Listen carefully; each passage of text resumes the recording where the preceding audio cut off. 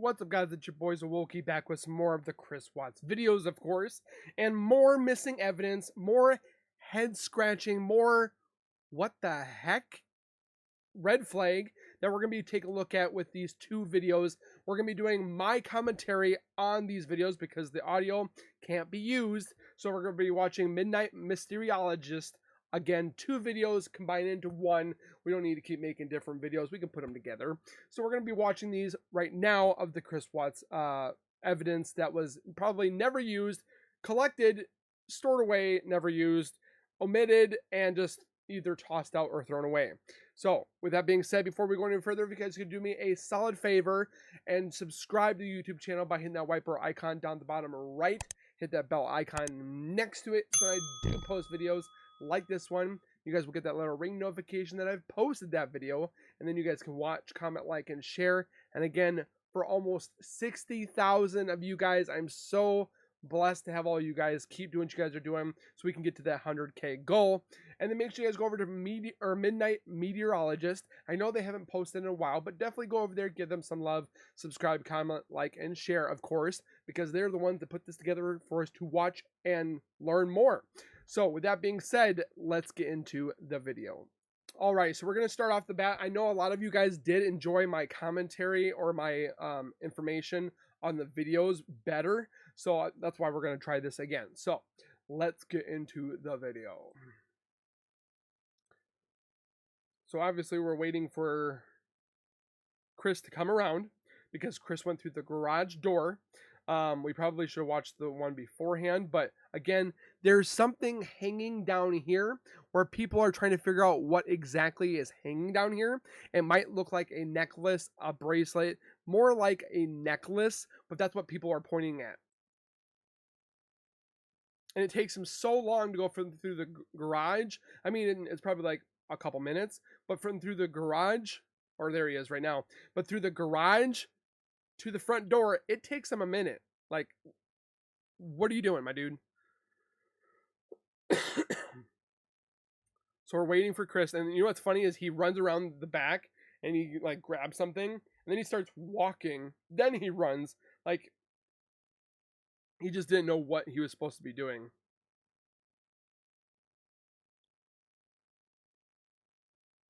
Okay, so he goes to the Lexus, and this is where we really want to watch and start figuring out exactly what he's touching, what he's looking at, what he's grabbing. So here we are looking at Chris keeps his hand in his right pocket as he leans into the car, pretending to look for something. As he backs out of the car, you can see something shiny in his fingers. People said they could see that it was a ring. There might have been some evidence of Nicole being in there, since she was in there a few times. So I'm guessing. So are we talking about this door handle? Is that what we're looking at? Because also, see if what he pulls out here. Man, they really zoomed in on this one. And again, when you know that your family is being, or your family is missing, what is your first thing to do when you come home? Is go to the car? I'd be like screaming through the house, Shanann, Bella, Celeste, like, are you here? No, he goes straight to the basement. So he's doing something inside. He's looking at the floor, like he's getting down there. Like, what would you be on the floor for, my dude? Well, he's getting down there. What are you doing? And I'm surprised, like, the police are like, oh yeah, go ahead and go into your car. I think, honestly, that you should be having or any missing persons case should be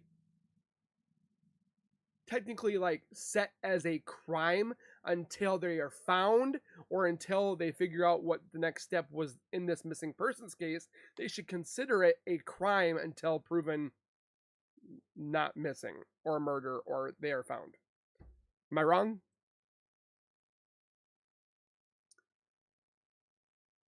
So he comes out of the car.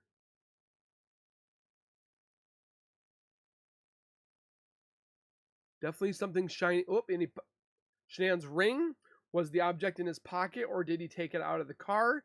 So much like, again, Nicole Atkinson foiled this plan. Like, I feel that there was more to this plan that they were going to take care of. And when I say we, I say in NK as well, because I still feel wholeheartedly, in my opinion, she was involved in some shape or form. But Chris thought no one was going to look for her. No one was going to call the police. Well, he even said, and he stated to Nicole Atkinson, do not call the police. What does she do? She calls the police. She was pretty much one of the heroes in this case to pretty much foil his plan, because they were going to start hiding more things, getting rid of evidence. I mean, he got rid of evidence. I can't talk today. Getting rid of evidence in the garbage can, the clothes, the blankets, the so forth. And then later, when they let him be in the home by himself, he threw away sheets. He threw away not pumpkins. Why am I thinking pumpkins? Pillowcases.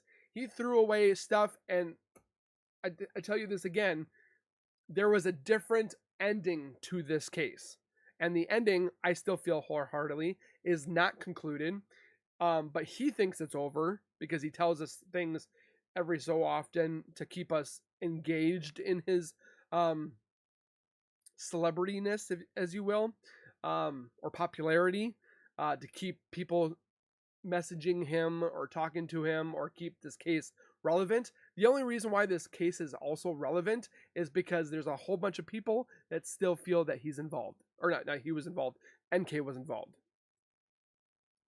So what do you guys think this is he's taking out of the car? Is it Shanann's ring? But why would he take out the Shanann's ring? Like, I really don't understand why he would care to take it out of here. Okay, what is this?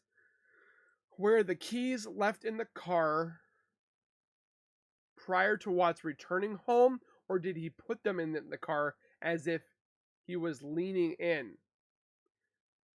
Could be, possibly.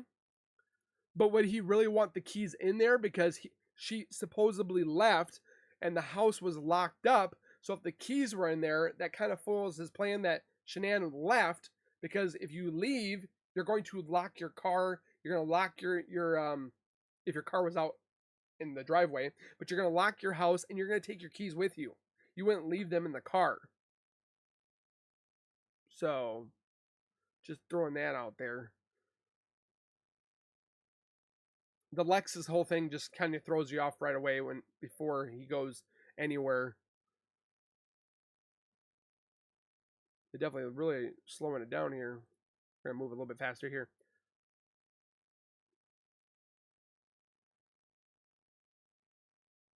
If that, and another thing too is this: if this tree wasn't here, we would have been able to see so much more on Nate's camera.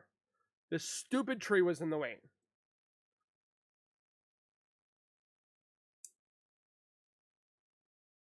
Tree, bush, I don't know what the heck it is. And again, the reason why I don't have the audio, because you probably don't hear the audio, like I said, is because I keep getting copyright strikes on these videos, like the one I had to redo. So please bear with me if there's no audio and you guys wanted audio. So again, he is going through the house until he can unlock the door, which takes him a minute or two. See, they're standing here. Maybe not, maybe, I can't remember who said it, but I think it was like a minute and a half or something like that. So what is that thing underneath the chair? Can we see it? No. But we can see, okay, so she sees the bag sitting down there at the bottom. See, again, this is the thing where they're talking about where the bag is not, or Shanann's purse is not on the table. You don't really hear Dieter bark until Chris opens the door to the basement. See, this is where he opens it up. Why would you go to the basement?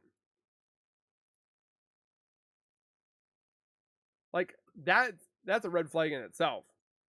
I just thought it was odd that he goes straight to the basement.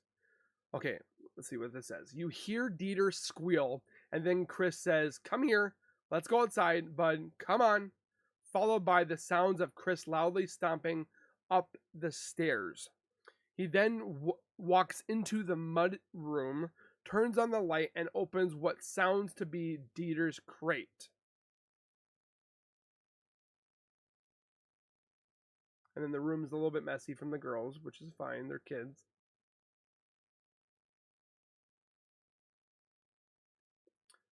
Okay, so was Dieter in the basement or was he in the locked crate in the mudroom?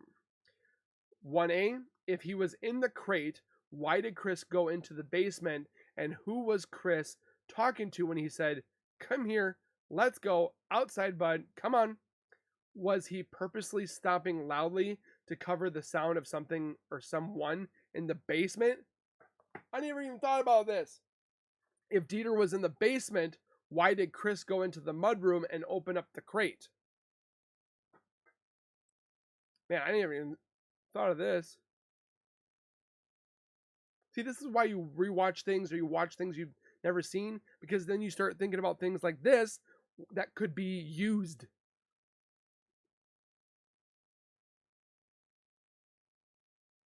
So they're looking in her office, they're looking in her closet to find more things. Very interesting. All right, so we're going to go part 2 of the video. This is pretty much things more focused and centralized on NK, which is what we want, because that's why we continuously do this case is because of Nicole Kessinger. Now, something to keep in mind as we go forward, on Monday, August 13th, 2018 at 6:16 a.m. in the morning of the murders, by the way, the phone belonging to NK, the mistress, I'm re-emphasizing on these NK and mistress because there's people literally still defending Nicole Kessinger, pinged in Frederick, Colorado, as she called her friend Jim. Okay, her phone has pinged there before, but it was when she went to the house with Chris, the time that they were working on the plan on her phone, or his phone, when he made him or her chicken and carrots and so forth. So that's funny that the morning of the murders, with her having no alibi, pings in Frederick, Colorado, the morning of the murders. Again, no alibi. NK was also uncharacteristically late for work that morning.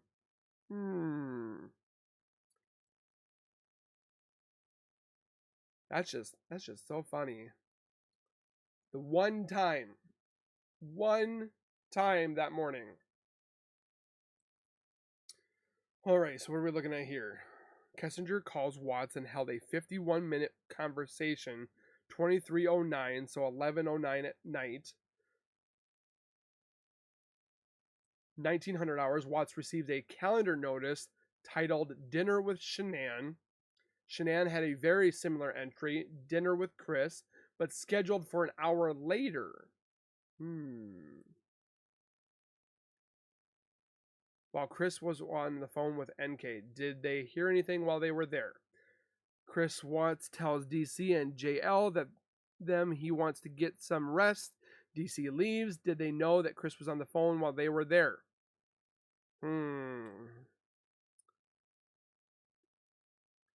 It's just funny to note that he was talking to Nicole Kessinger when they were investigating where Shanann was. He thought he got away with everything. So peculiar. Receiving no response. He also blew them off a few times here and there. Calls NK while DC is at the house. The call lasted for the duration of the DC visit. 12 minutes into Chris Watts' phone with NK, JL arrives. Chris Watts is on the site. What did that say? Sorry. DC leaves Chris Watts' house and walks back to his home a few streets over from the Watts house. CW is still on the phone with NK. NK calls back for 51 minutes. She deletes this call from her call log. Why? Okay, so if we look at the map, we can see Watts house. Man, this channel deserves a lot more subscribers. Look at this level of detail. Okay, so now we have Nate's house, the Watts house, Betty's house, which reportedly she said she saw the small gray truck parked near the Watts house with the topper on there. and NK had a gray truck, Dodge Dakota or something like that. And if you look over to the left, the location of the porta potty there, bullets located were here. That's another thing people want me to look into, is this bullets located here, which, I mean, I can, but I don't know if it has any push into this case. Areas where the dog alerted were the X's. So why did they alert there?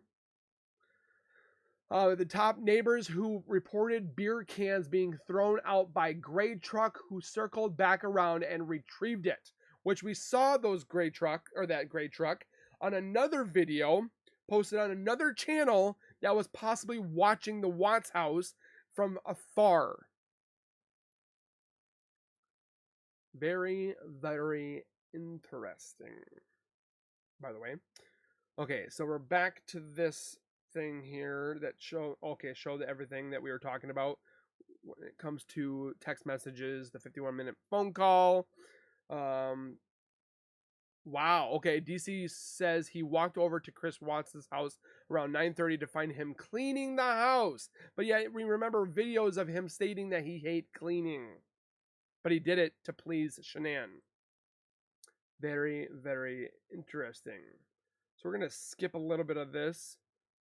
DC calls CW, says he spoke with Chriswatts on the phone around 9 p.m. after texting him and receiving no response because he was too busy on the phone with NK. Okay, more. Okay, we're going to go to here. Okay, Chriswatts' housework equals throwing away evidence. Yeah, pretty much. So we see a Starbucks cup thrown away. Could that be in the shenanigans? The sheets were thrown away. The pillowcases were thrown away, obviously. There's possible connection with her nose and the mouth and so forth being pressed into the pillowcases.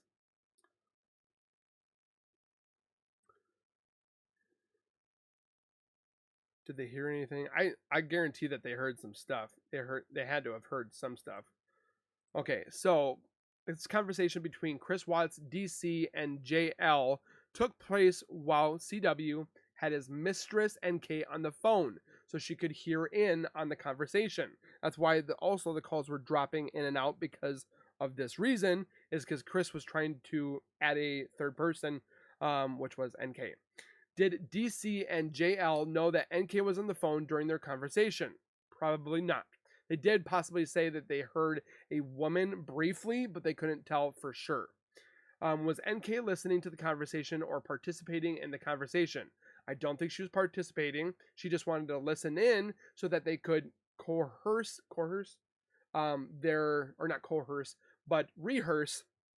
their stories similar. So it seemed like they were they both were not incognito on this murder.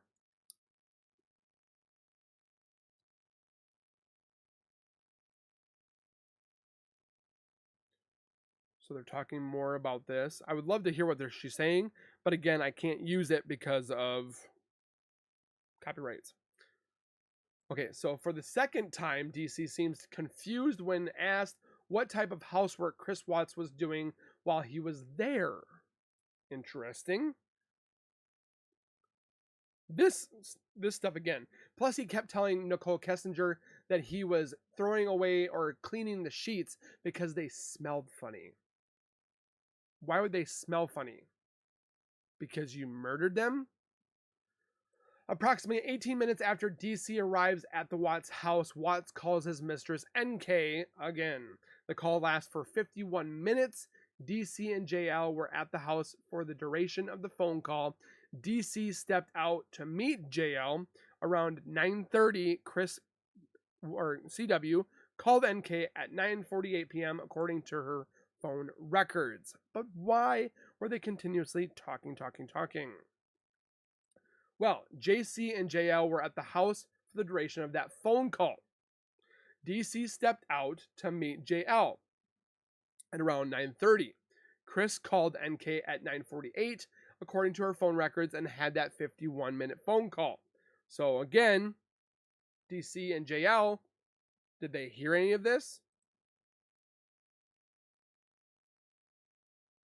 It's very interesting. Very, very interesting.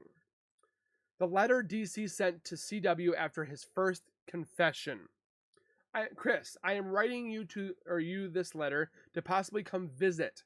A lot of people are very curious and confused, but what I am much more than that, you are a good friend, and I really thought you could have come to talk to me.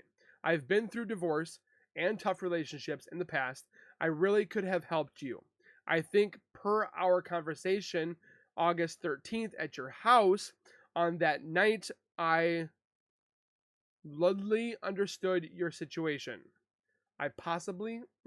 Well, at least what I thought was your situation. I know Shanann was hard on you, and so did everybody else. But, dude, you could have done 1,000 things different. I know you probably reflecting this by now, but still, it tore me up to think you couldn't have reached out. But I am much more than that. Per our conversation August 13th at your house, on that night I understood your situation. After his first confession.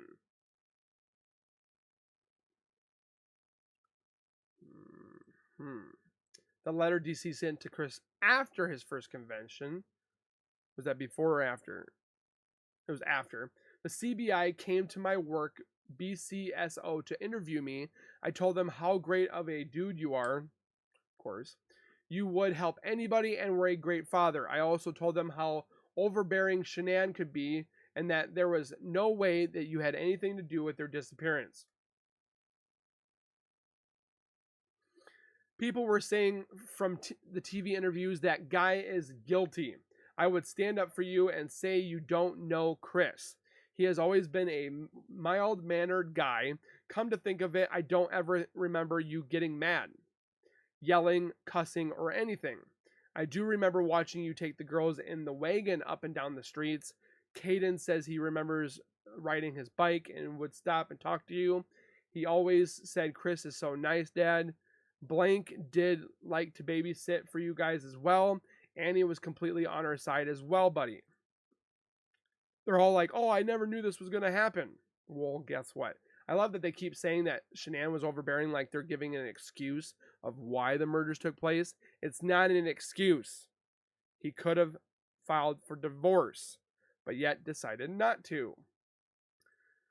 Chris, I always liked talking sports and cars with you and still remember the first day we met at LF. I was happy to see another guy from the South that loved the ACC. Hell, I was excited to tell you about the land I just bought down in Florida, and you guys, especially you, were always invited.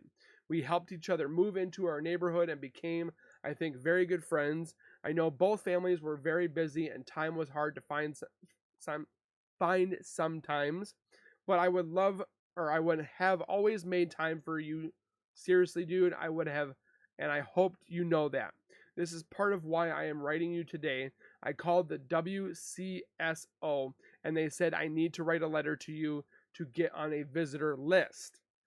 With your approval, I know you think the world probably hates you. We do.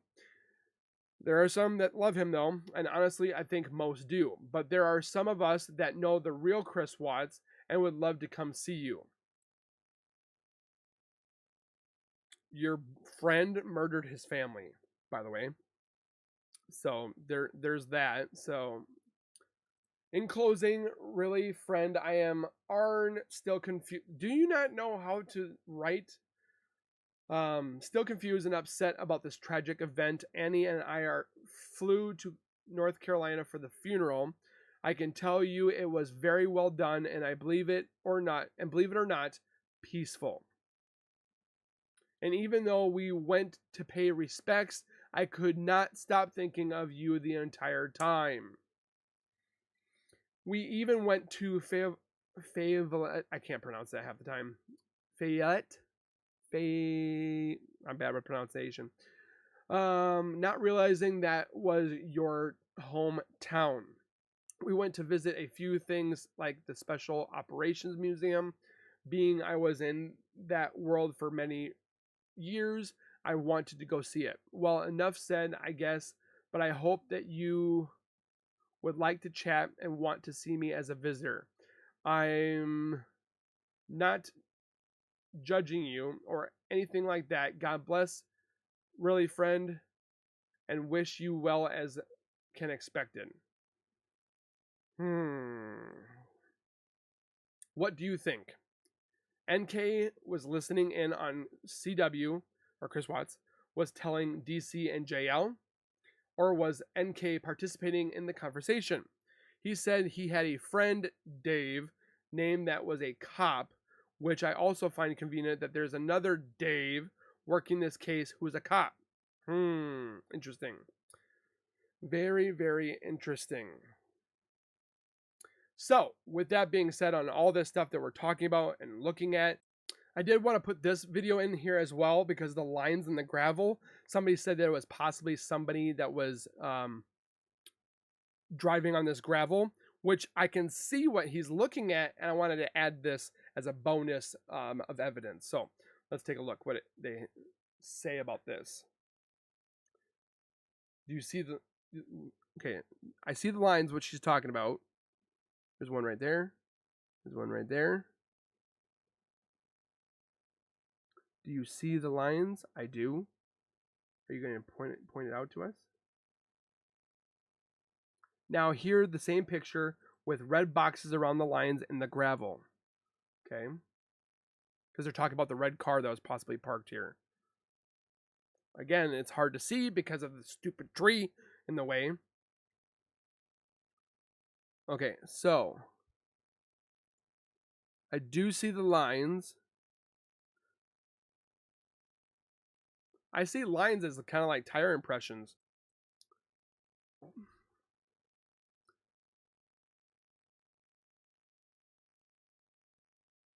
Trying to think of why, if they were there though.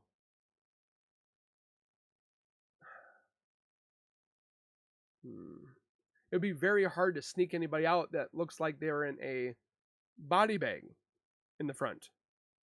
Same picture once again, but with the exposure adjusted to enhance the lines. Okay.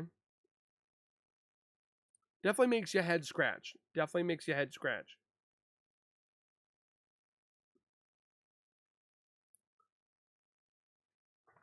You can definitely see there's some type of lines there. You see the tire tread pattern in the dirt? I do. This could be at a time where he possibly did some yard work, drove backwards into there. Not necessarily saying this is part of the murder, but it's definitely something to think about when looking at the gravel. Now, a view of the gravel from the opposite side on the same day. Okay.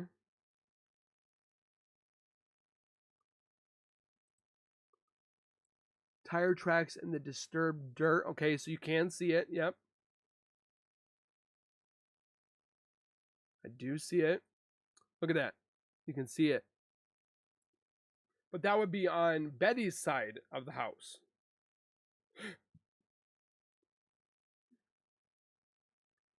Because this gate right here is Betty's house. But why?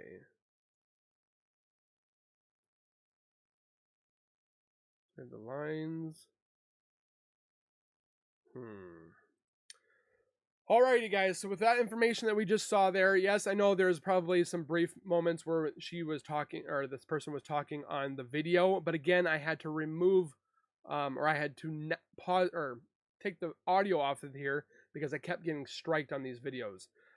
So that's why I am doing my own commentary on these videos on Midnight's Mysteriologist videos. Again, go over to her channel, give her some love. But again, I would love your guys' comments down below about everything we just saw now. It could be something, it could be nothing. But that's why we look into it, we dive into it a little bit more just to see what alternatives of this case, if it was out the front or out the back or and so forth like that. So again, I thank you guys for watching. Please take care, be safe. Don't forget to subscribe, of course. Hit the like button, the bell icon, and we'll see you guys in the next one. Please take care, be safe, and as always, keep nerding on, and we'll see you guys in the next video.